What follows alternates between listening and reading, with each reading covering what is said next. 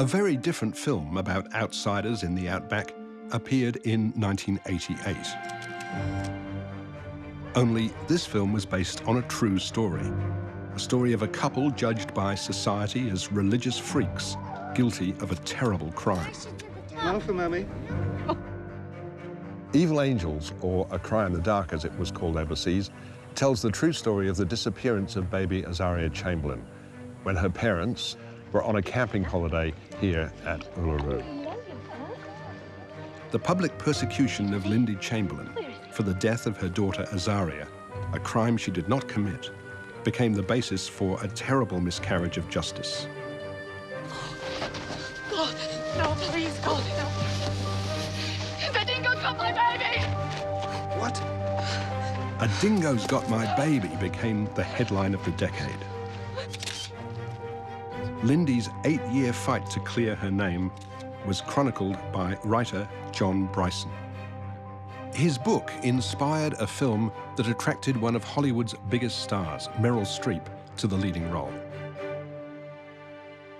I think everybody would have liked to have had a go at playing Lindy Chamberlain, but I think all of us sort of thought, well, the greatest actress in the world is going to play Lindy Chamberlain, so that's okay. OK, stop it there. It gets boring after this. I just yelled. It wasn't time to go and tell people. Has anybody got a torch? The dingo's got my baby. A dingo. They must think we come down the last bloody shower. Evil Angels exposes the bigotry and intolerance of many Australians. The Chamberlains were members of the Seventh-day Adventist Church.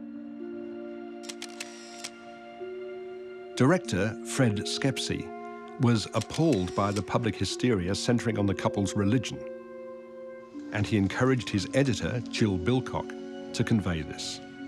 Fred Schepisi comes from a very strong religious background, so maybe he connected more to that feeling of being isolated too, and the total injustice of it.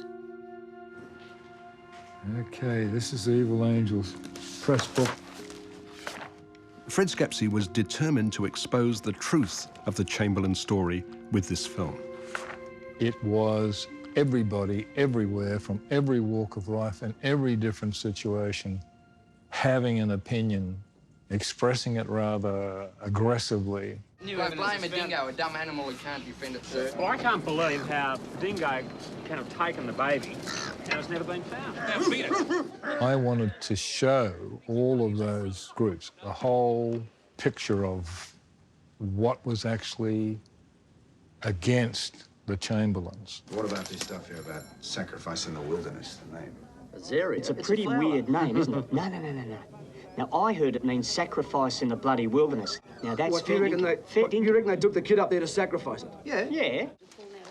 Evil Angels is a masterpiece.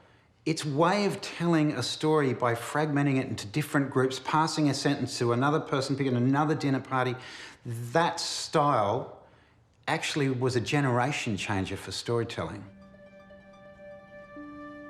The National Museum of Australia holds a poignant collection that depicts this brutal chapter in Australian history. It includes Azaria Chamberlain's black dress, hand-sewn by Lindy. On the one hand, you can see how beautifully it's been made, but on the other hand, you can also see why the public found it so strange. The kid was always dressed in black. So was the bloody mother. She dressed it in black all the time. Yeah, well, I heard a rumour that the kid was really bloody crazy. The Seventh-day Adventist religion wasn't something that many people were familiar with, and so that element of the other played into the case in so many ways. And I think items like this, you know, help kind of reinforce that. Lindy and Michael Chamberlain served as consultants to the film. These are Lindy's home videos from the filming. Fred was very, very good with Lindy. He would bring her into the office and he managed to get extra material out of her. So that then ended up in the movie. I quite like that one.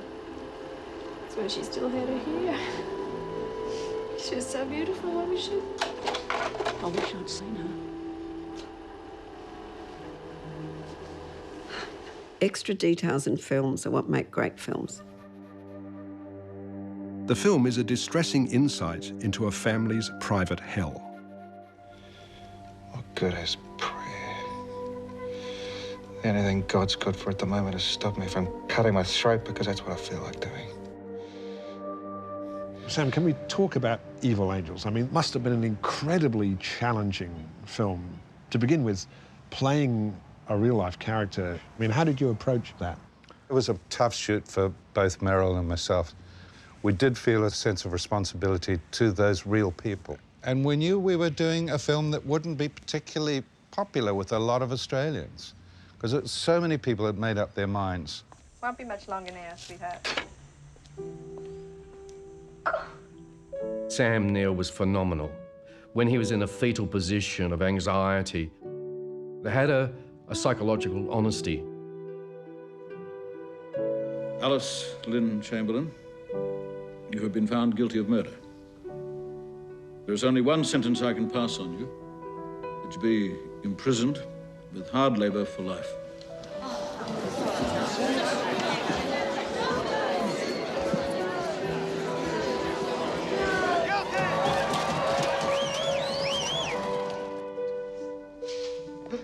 The story is a terrible indictment, not only of the public and the media, but also of our legal and police system, all wrapped up in the madness of this injustice.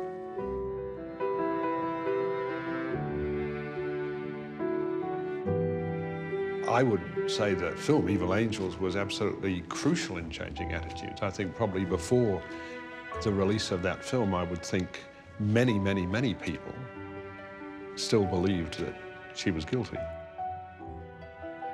After that movie, letters that were written in, about 1 in 3 would be an apology of people saying that I believed that you were guilty until I walked in there, and then I couldn't believe that I had been duped the way I had. I thought I had enough brains to see through this. Many successful Australian films were created in the 1980s. The most searing and political of all of them is Evil Angels. And the winner is Fred Schepisi.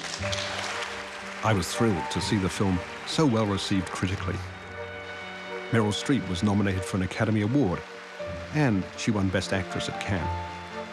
But the local box office was very disappointing.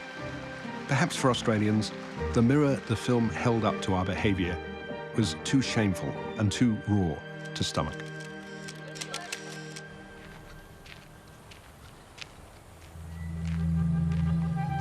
This landscape, so alien to me, and which gave the Chamberlain story such potency, holds a nightmarish power in our cinema. No wonder it's the backdrop to so many Australian horror films.